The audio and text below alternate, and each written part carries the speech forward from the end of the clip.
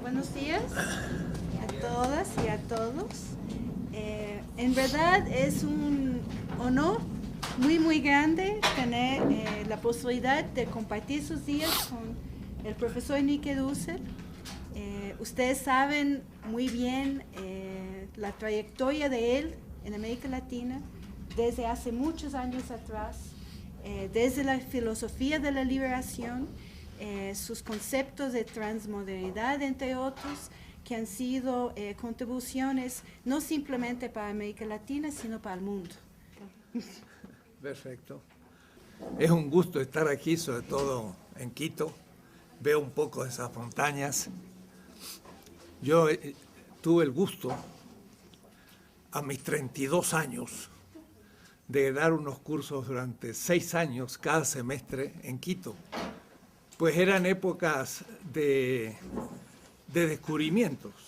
Yo venía justo de 10 años de estudiar en Europa y al llegar a una pequeña universidad al norte de Argentina, Resistencia, que de paso el nombre es un tanto problemático, era la resistencia contra los indígenas, ¿no?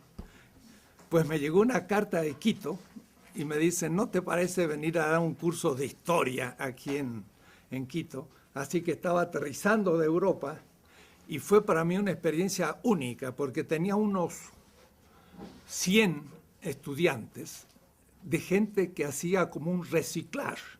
Es decir, después de 20 o 30 años de trabajo, hacía toda una nueva formación. Piensen ustedes, 67. Pues si estamos ante el 68, estamos ante casi de la doctrina de la dependencia. Aquí en Quito hubo un instituto organizado por Monseñor Proaño, que aquí en Quito nacieron ideas de lo que después se va a llamar pensamiento crítico. Creo que es uno de los primeros lugares junto a quizás Río con el grupo de Brasil, y no había casi otros lugares en América Latina, así que esto a mí me refresca ideas. Y es muy importante ver la historia de esos procesos, pero es interesante como a veces toma uno la obra de un autor de los nuestros, pero los agarra como bloques. No hay que verlos nunca como bloques, sino que hay que ver en la historia de un debate. Y entonces se van entendiendo los temas. Y creo que todo surgió en los años 60. En los años 50 todavía no había intuiciones muy novedosas. Fue en los 60 que comenzaron. Entonces hay cosas que uno por ahí lee del 60 y dice, ¡ay, qué barbaridad que decía en el 60! Pero estaba empezando la temática. Y entonces si uno lo toma como si fuera actual, no tiene sentido. Entonces la cronología es muy importante y es difícil porque las obras a veces están publicadas en 1985, pero fue escrita en el 69. Entonces hay que ver lo que se estaba pensando para entender todos estos procesos.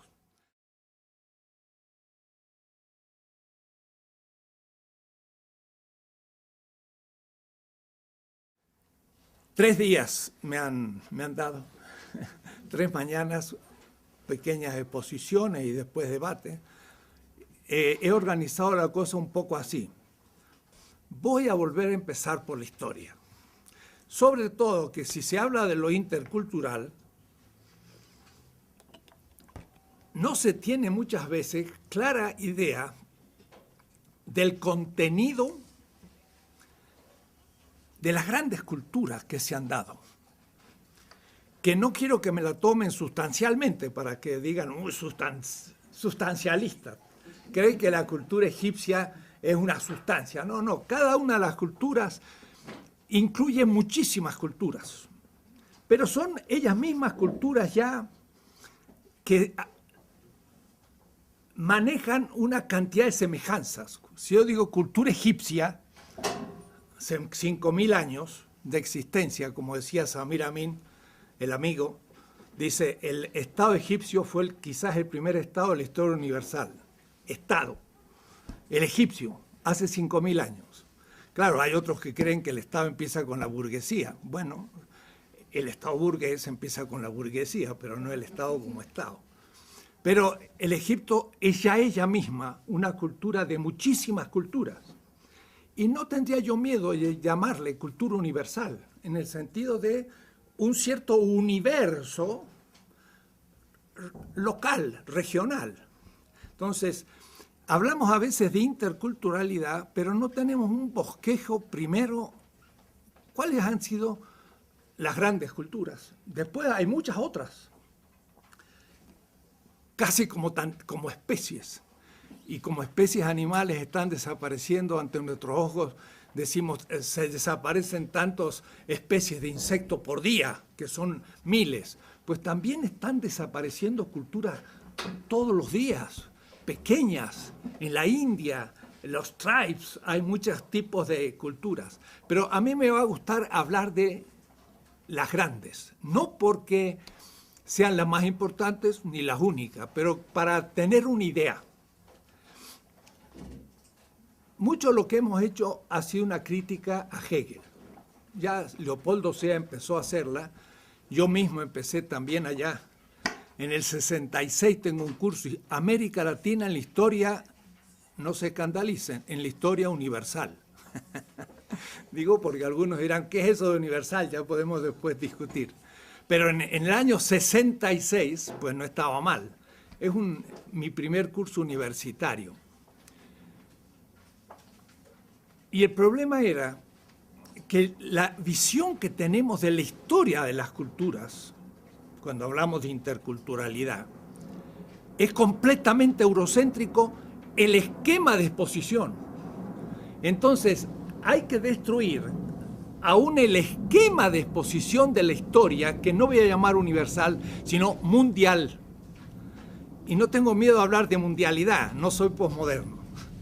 Soy anti-posmoderno, desde ya nomás, porque para mí la posmodernidad es una crítica interna todavía de Europa, no es una crítica externa de Europa. Ya después explicaré todo esto. Entonces, yo no le tengo miedo a los pequeños fragmentos, pero cuando Rigoberta Menchú dice, me llamo Rigoberta Menchú y así me nació la conciencia, es un gran discurso, no es un pequeño discurso. Y es un discurso épico, o es decir, originante de un gran discurso. Entonces, yo no estoy en contra de los grandes discursos cuando los dicen los oprimidos y los excluidos, que son los únicos que tienen derecho a hacer grandes discursos. Entonces, Hegel, no porque sí, escribió la primera visión realmente, porque Montesquieu, Voltaire y todos los franceses, l'esprit de loi, fueron las primeras historias mundiales.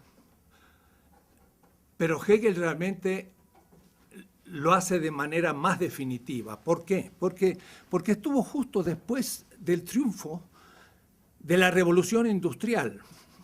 Y como era el triunfo de la Revolución Industrial, Hegel es la primera generación europea que realmente empieza a ver a Europa un poco en el centro, lo cual tampoco, no es así. Cada vez he ido retrasando más el tema. Si la modernidad empieza en 1492, esa tesis justamente la enseñaba aquí en Quito en 1967. Contra Wallerstein. Wallerstein pensaba que la modernidad empezaba en el siglo XVIII. En un debate que tuvimos en Binghamton, se convenció que no fue en el siglo XVIII con la Ilustración que empezó la modernidad, sino con Colón. Eso fue toda una tarea que tuvimos que hacer personalmente. Pero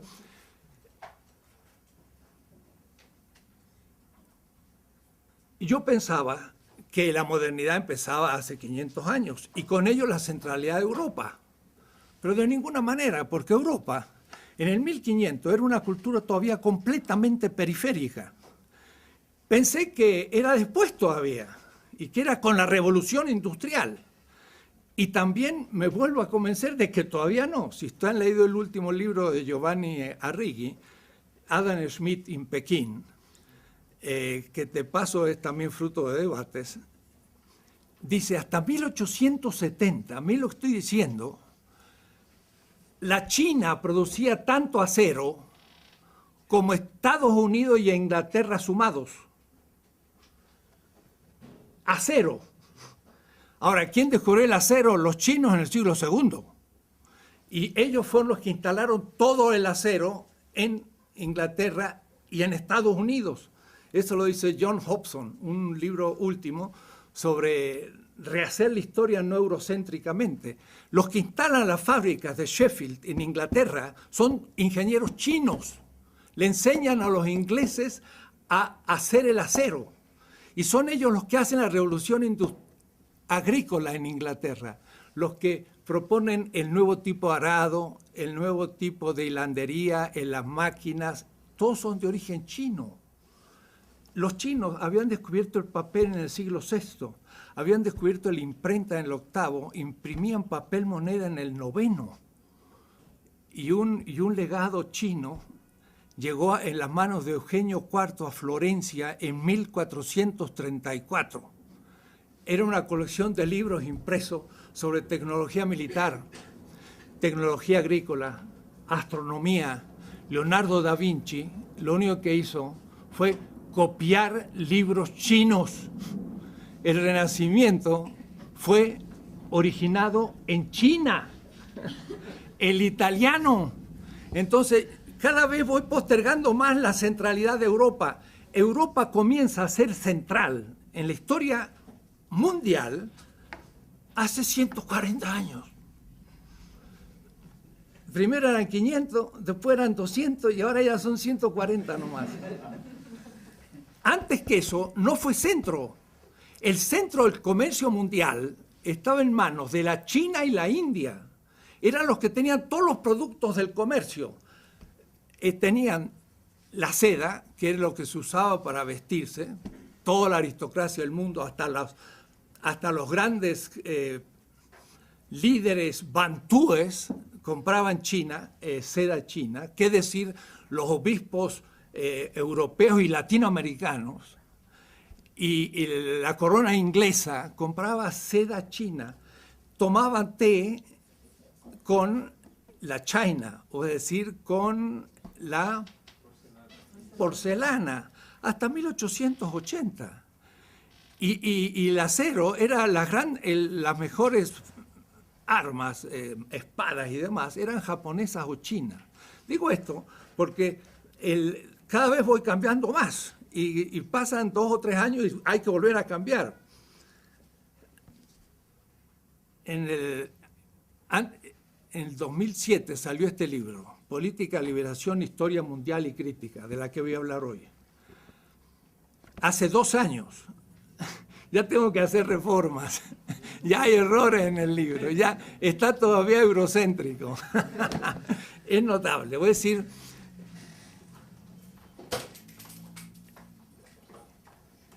si yo preguntara lo siguiente, ¿quién estudió la historia mundial no con el esquema edad antigua, edad medieval y edad moderna?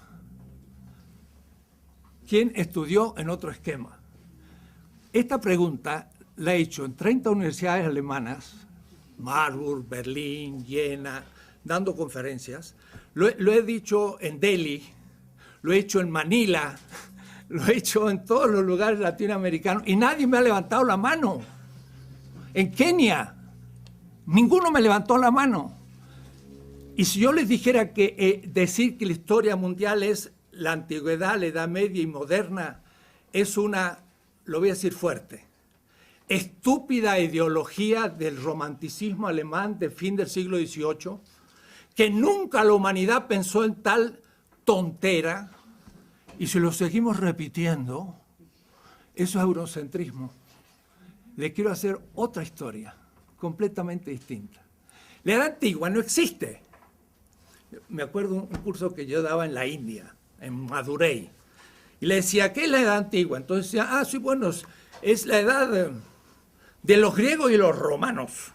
Pero si ustedes hacen un mapa, ¿dónde queda Grecia y Roma? Entonces vamos a hacer el mapa porque hay que verlo en el espacio. Entonces Europa es esto, este es el Mediterráneo, rápido hecho. Esto es el África, la India, el sudeste asiático, más o menos es así. América aquí está todavía al oeste. ¿Por qué? Porque América fue el extremo oriente del extremo oriente. Pero siempre lo estudiamos como contexto del descubrimiento de Colón. Y hablar de descubrimiento es ya un insulto. Fue el comienzo de la invasión del continente. Pero van a ver ustedes que si yo sitúo América donde debo situarla, ya empiezo a ver distintos todas las culturas amerindias. Bueno, Europa es esto. Como ustedes lo ven, no parece ser el centro. Y además es muy pequeña. Entonces, el señor Hegel dice que el Mediterráneo es el centro de la historia universal. No puede serlo. Tiene que ser o el mar de la India o el Pacífico, pero no puede ser el Mediterráneo. El Mediterráneo es un marcito pequeño que fue no más que el centro de una cierta cultura. Entonces ustedes ven la antigüedad. Entonces yo estaba en Madurai y les decía, a ver, los griegos llegaron, sí, la verdad que con Alejandro llegaron casi hasta la India, ¿no? Que sería hoy Pakistán.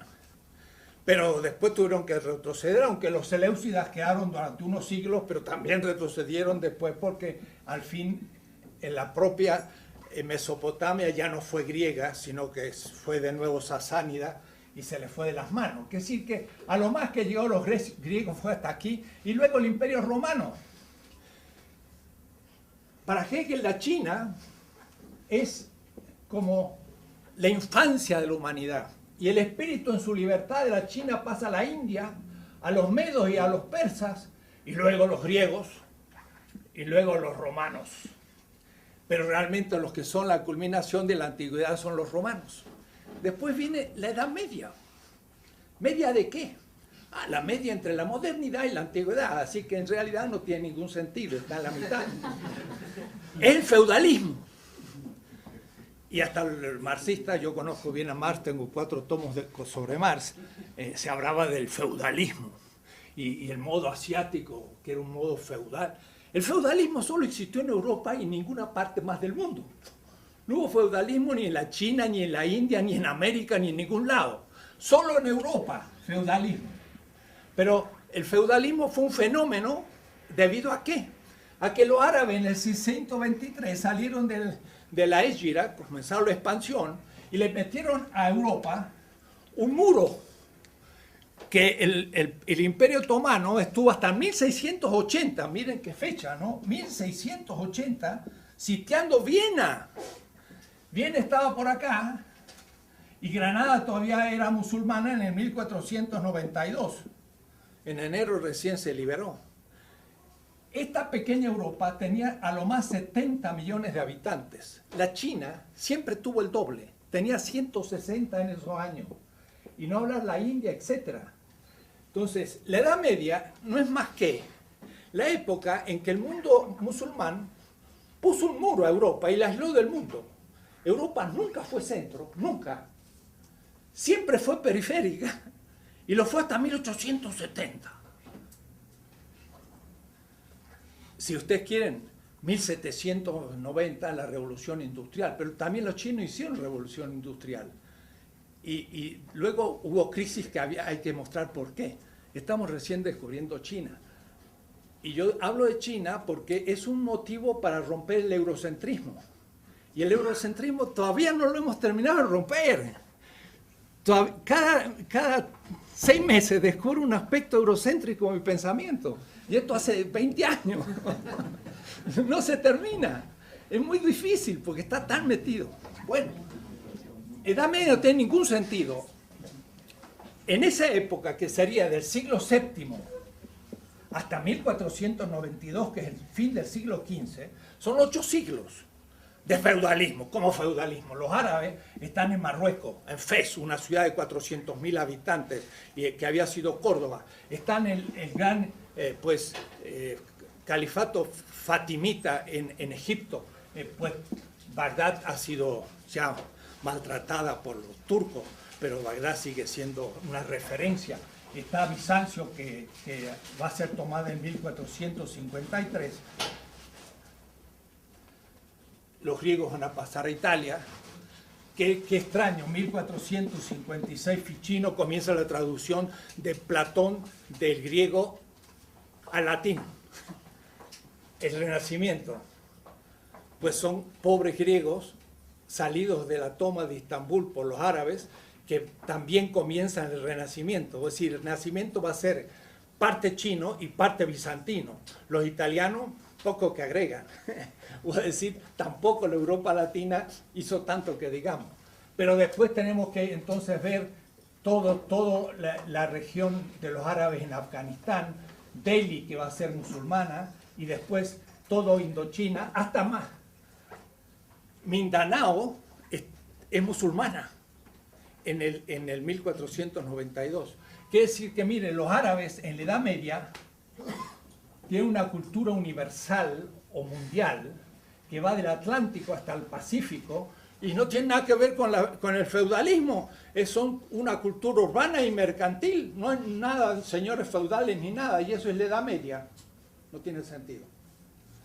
¿Se dan cuenta? No más que para decir rápido cómo hay que empezar a rehacer toda la historia de las culturas de otra manera, para entonces tener una imagen actual desde otro horizonte. Es lo que quiero hacer en unos minutos. En unos minutos. Es decir, quiero darle otra idea de la historia mundial, de las grandes culturas, para ver dónde estamos parados. No había pensado hacerlo, pero dije, sería bueno para entender un poco cuando hablamos diálogo intercultural.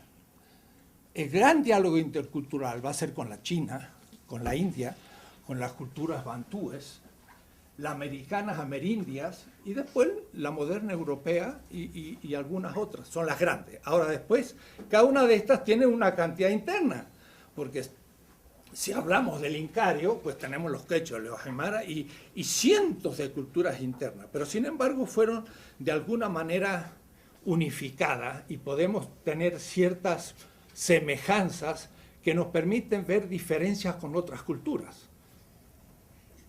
Hay que debatirlo. ¿Cómo podría ser yo para tener otra visión de la historia mundial que no fuera esta? Yo la voy a dividir en 4 grandes etapas. No nada que ver con la antigüedad, la Edad Media, la Edad Moderna y la contemporánea, nada que ver, sino pensar las cosas de otra manera. Esto lo he explicado en muchas partes, hasta en la India. Me acuerdo uno que me decía, ahora entiendo la historia de la India. Eso me dijo un joven en un curso, porque él también estudiaba la historia eurocéntrica, entonces no entendía ni la historia de la India. Dice Hegel, la historia va del este hacia el oeste y Europa es el centro y el fin. Der Zentrum und der Ziel der Weltgeschichte. Es el centro y el fin de la historia universal. El este está acá y el oeste está acá. Y la historia va del este hacia el oeste. Por eso que en esa visión, América, que está acá, pues viene después. Y por eso que en general en los estudios de historia que hacemos, estuve en Bolivia y les propuse hacer un nuevo texto para las escuelas y empezar todo de nuevo, porque en Bolivia hay que hacerlo de nuevo, porque ellos tienen una gran cultura y ustedes aquí también. Quito es justamente la segunda capital, según nos decían Guayasamín, del Incario, y tiene mucho sentido. El que se coloque América del otro lado del Atlántico, aquí, al oeste de Europa, es porque el Atlántico fue descubierto en el 1492. Pero había sido el Pacífico el centro de todas nuestras grandes culturas. Van a ver ustedes enseguida. La historia del Neolítico es justo al revés de lo que dice Hegel. El Neolítico, ¿se acuerdan? Era la revolución urbana. La revolución urbana supone dos revoluciones. La agrícola, porque entonces en vez de tener que estar buscando el alimento en cualquier parte, pues junto los mejores vegetales y en un lugar racionalizadamente tengo alimento. Decía Aristóteles, la ciudad surge cuando hay alimento, agricultura. Pero después el segundo, el pastoreo. En vez de estar cazando los animales, agarro los más grandes, gordos, la vaca, tan fea, pero bueno, simpática, pero gordísima. Y ahora pura vaca nomás, y los leones, y las gacelas, y todos los hermosos animales van al zoológico, porque no nos sirven en el sentido no ecológico de la palabra. Agarramos los que más nos sirvieron y eso lo reprodujimos en el pastoreo, y los otros los fuimos matando, y ahora hay que las especies se están terminando, pero la especie de vaca no se termina, porque esa no sirve, ¿no? La aprovechamos. Entonces, gracias al pastoreo y a la agricultura, dos instituciones, surge la ciudad. Entonces, las ciudades son los que crean la complejidad de clases sociales, y empieza la dominación de clases, y ahí tenemos la producción de las grandes culturas. Sahagún llega a describir en el Imperio Azteca 360 oficios. En cambio, en un clan nómade, pues hay el cacique y 3 oficios, y todos aprenden los 3 oficios y con eso saben todo lo que necesitan. En el Imperio Azteca había 360 oficios.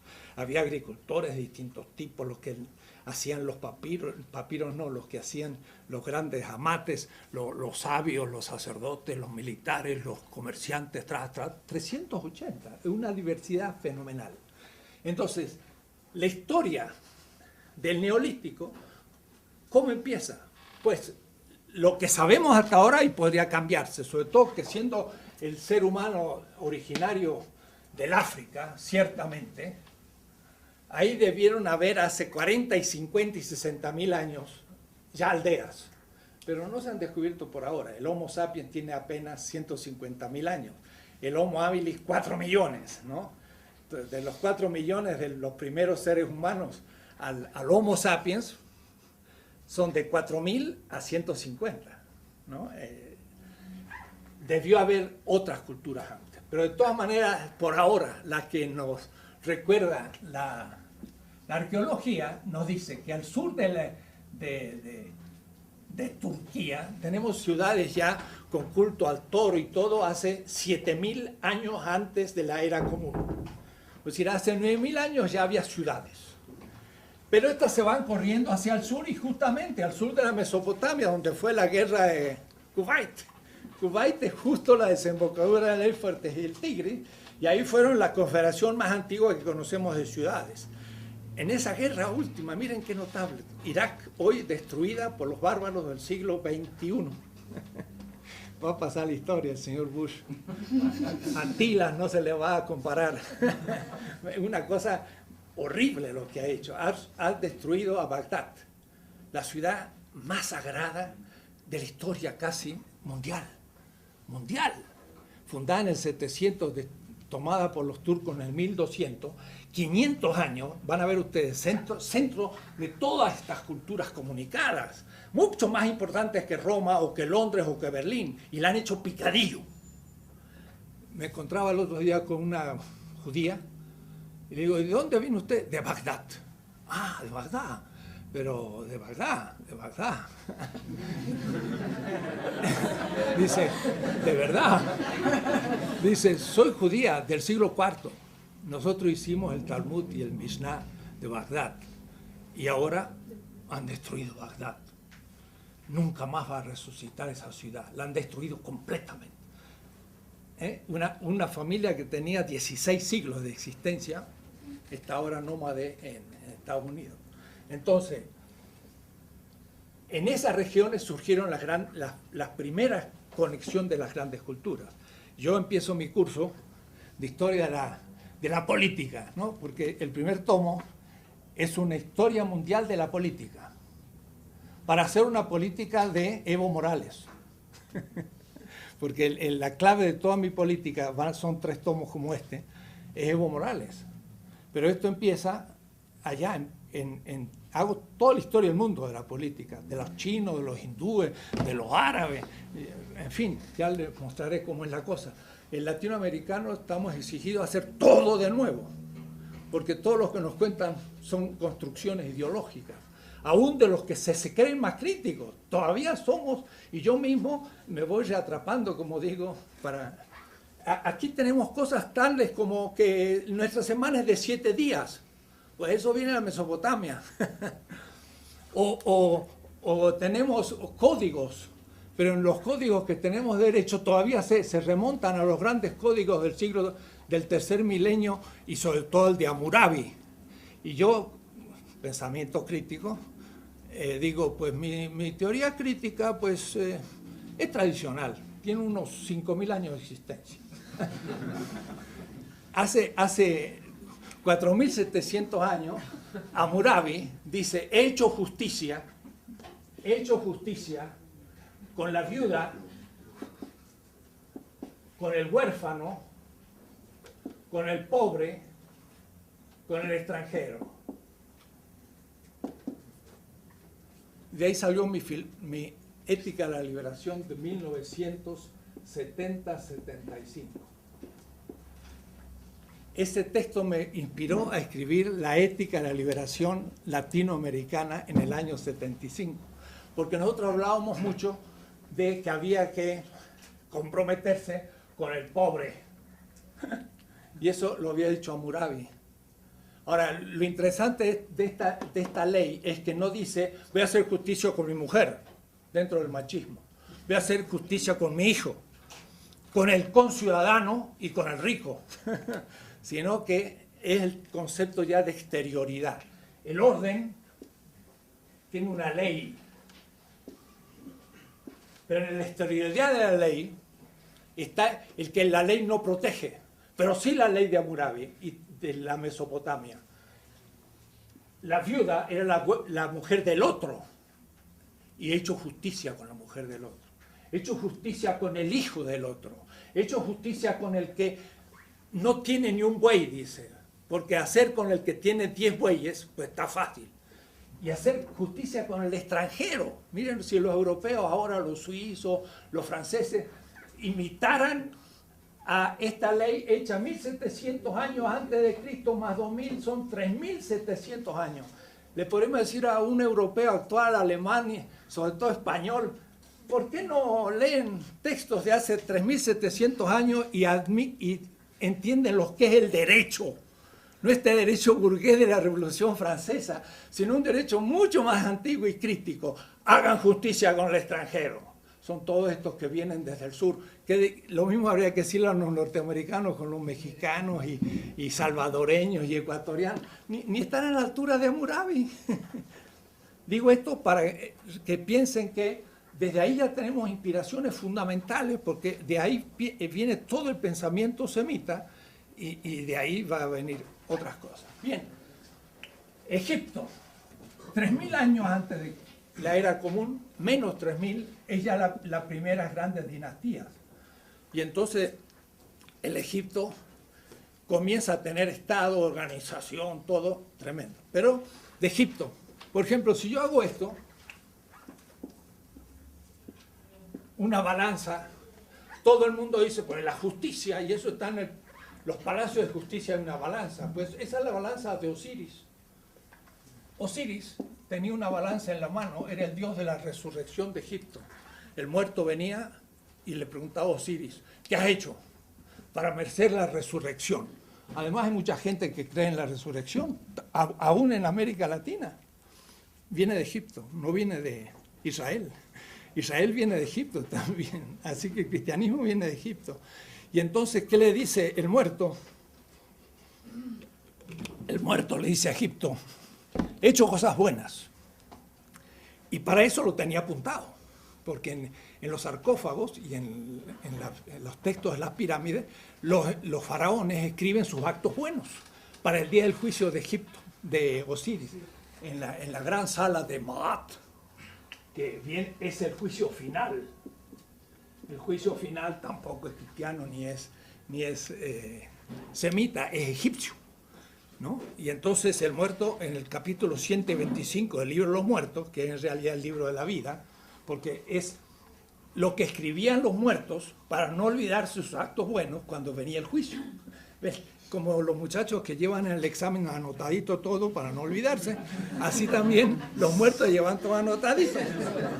Y entonces miren el capítulo 25, dice, ¿qué has hecho de bueno? Dice, he dado pan al hambriento, he dado de beber al sediento, he dado de vestir al desnudo y una barca al peregrino. Entonces, con su nombre y apellido, lo resucita. Con su nombre y apellido, o es decir, individual. Y el señor Charles Taylor, en el Source of the Self, la fuente de la identidad, va a buscar la identidad entre los griegos y no lo encuentra. Si se hubiese tomado un barquito y hubiese llegado a Egipto, entonces, 2500 años antes de Aristóteles, tanto de Aristóteles hasta mí,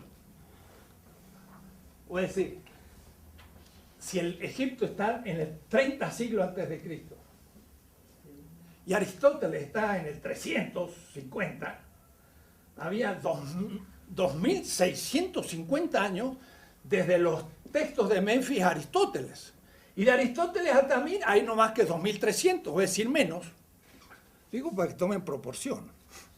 O es decir, que Egipto era para los griegos una cultura más antigua que la griega para mí. Y todos dicen, la filosofía empieza en Grecia. Mentira, empieza en Egipto. Y lo dice Aristóteles, lo dice Platón. Nuestra filosofía empezó en Egipto, lo dicen. Pero von Humboldt, que pasó por aquí también, se inventó después la Universidad de Berlín y la primera tesis de la Universidad de Berlín, la filosofía es griega. Y entonces el helenocentrismo fue el padre o la madre, como quieran, del eurocentrismo. La filosofía no empezó en Grecia, empezó 3000 años antes. Entonces, tenemos tantos elementos egipcios que hasta $1, a veces cuando voy a Estados Unidos, y aquí como los pobres ecuatorianos están dolarizados, me olvidé hoy, digo, no he cambiado todavía para pagar el desayuno. Dice, no paguen dólares. Es verdad que estoy en Ecuador. En el dólar, miren qué notable, es fantástico. Acá a la izquierda hay una pirámide y arriba hay un ojo. ¿De dónde viene eso? ¿Eh?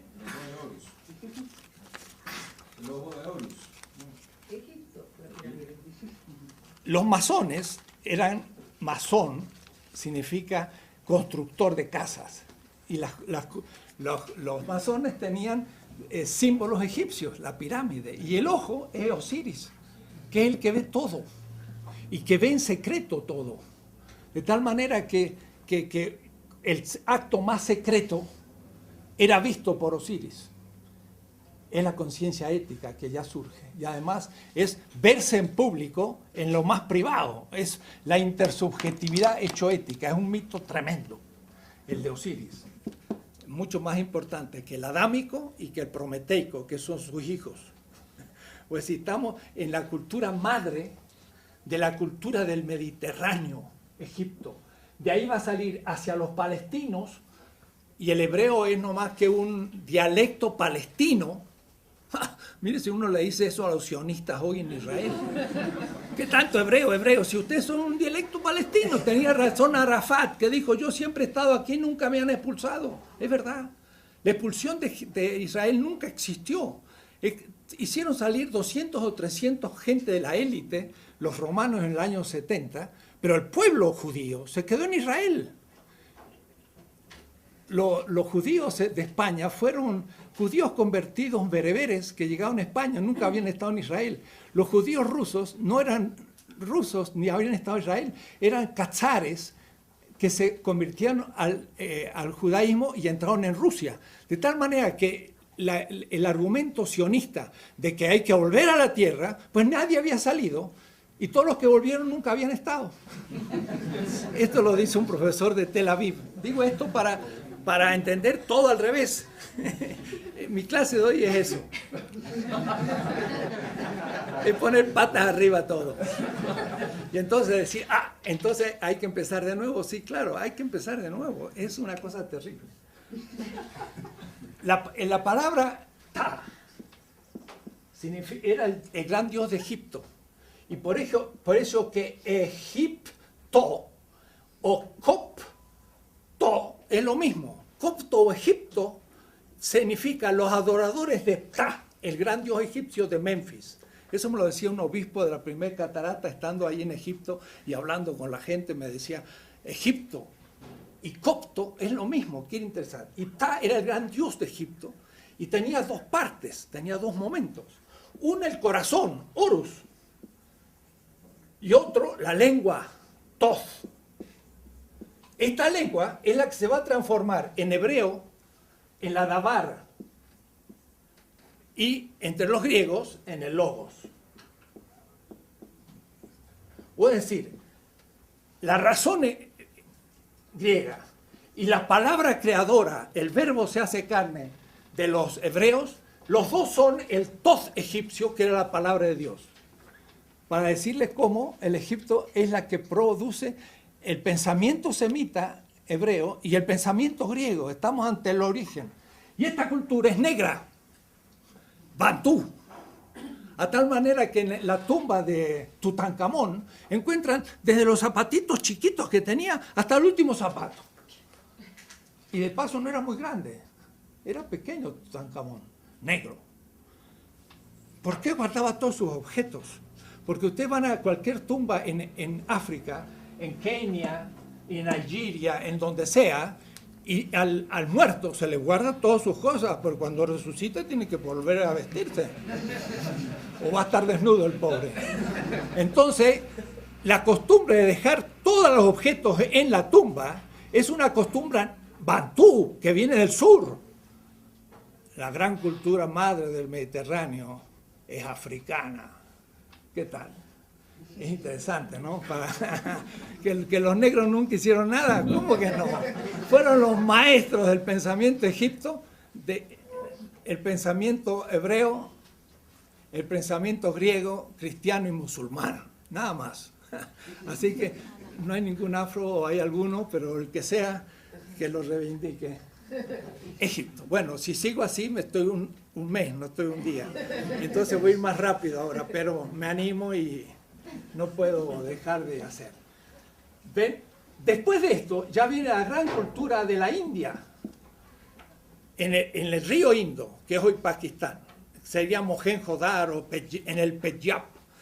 Fue una gran cultura que recibe el impacto de las invasiones que por Afganistán y Kabul van a venir siempre a la India, porque la India va a tener los Himalayas al norte y los grandes ríos, y por aquí no se puede penetrar. Se penetra por Afganistán siempre, y entonces fueron los arios en indoeuropeo, como Aristos, los mejores, los primeros. Y ahí vienen entonces los Upanishads y todos los grandes textos que van a venir, pero en el siglo XX, recién antes de Cristo. Y después tenemos el primer imperio chino, ya en el año 1000. Entonces estamos pasando del 4 y 5000 al 1000. La historia va del oeste hacia el este. Y después aquí, pues, viene el descubrimiento de América, hace 40 o 50 mil años, ¿no? De a pie pasaron por Bering, cuando había muchas veces hielos. Todos nuestros habitantes originarios, todos vienen del Asia, sin ninguna duda ni posibilidad. Ahora se ha hecho el genoma mexicano y es notable, el genoma mexicano tiene casi 50% asiático. ¿Por qué? Porque son los indígenas. Los indígenas son, nuestros indígenas son 100% asiáticos. Raza, lengua, cultura, todo. ¿Cierto? No puede ser de otra manera. No van a venir de dónde. No pueden. Y los esquimales estaban pasando. Los agarró un pie en cada lado. Está en la Siberia y en Alaska los esquimales. Y entonces vienen los grandes procesos hacia el sur. Unos 12.000 años antes de Cristo llegan hasta el sur. Es decir, que duran 20, 30.000 años para atravesar el continente. 1 kilómetro cada 1.000 años.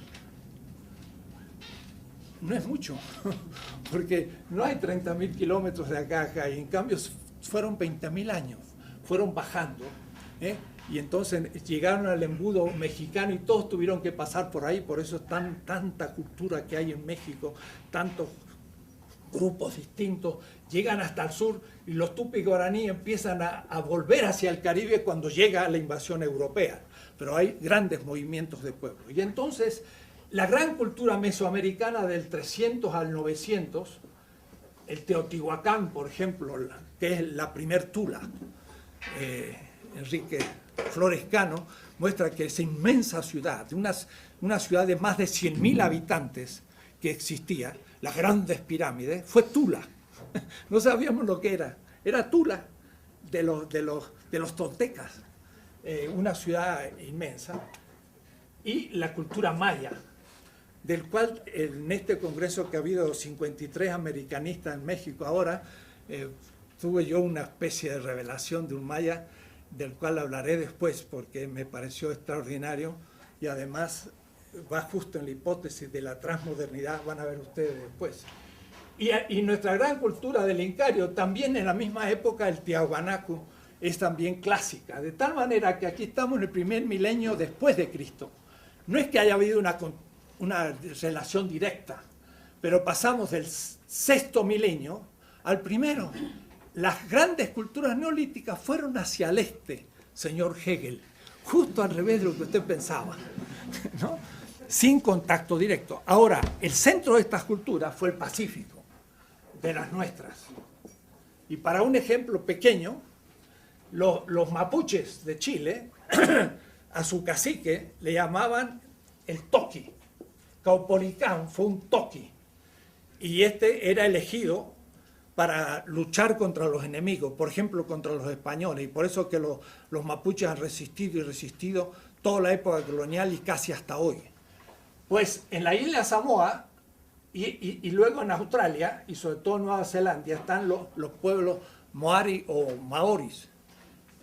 En Nueva Zelanda, en Auckland, estaba y fue a un museo. Y entonces en el museo había una piedra, que era la forma que lo agarraba el cacique Maori. Y se llamaba Toqui.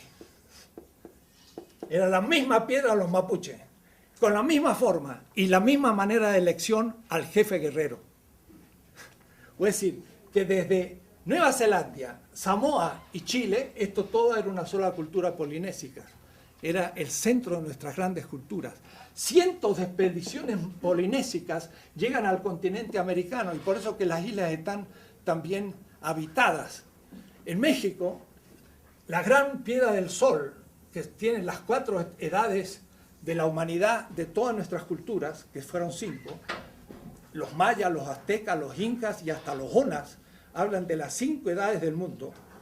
El quinto sol es Huitzilopochtli y está sacando la lengua. Y este es el saludo polinésico en todas las culturas polinésicas. ¿Quién hubiera dicho Huitzilopochtli con un gesto polinésico? Entonces, esto por decirle que realmente las culturas daban al Pacífico y la Polinesia era el origen. El Atlántico era tierra de nadie y por eso que eran tierras más primitivas. Esto sería el primer curso que habría que dar a nuestra gente para que sepan de dónde vienen los amerindios. El extremo oriente del extremo oriente. En todo. Un compañero Puna de Panamá que estudiaba en Roma, me dice, yo iba a las fiestas de Indonesia. Y entonces había un gran festín en la fiesta de Indonesia de la Libertad y había un buen banquete. Y como yo era estudiante, me decía, pues me venía bien una buena comida. Y entonces yo entraba, dice, a la embajada de Indonesia. De Indonesia, ¿no? Está por acá. China, Indonesia, acá. Dice, entraba ahí y nadie me preguntaba, era un indonesio y era un puna, 100%. Realmente los gestos, la manera, la raza de un indonesio y un puna son idénticos. Vienen del mismo lugar. No hay lugar. Entonces, esta es la primera etapa. Esto yo le llamo el gran camino de las culturas hacia el este.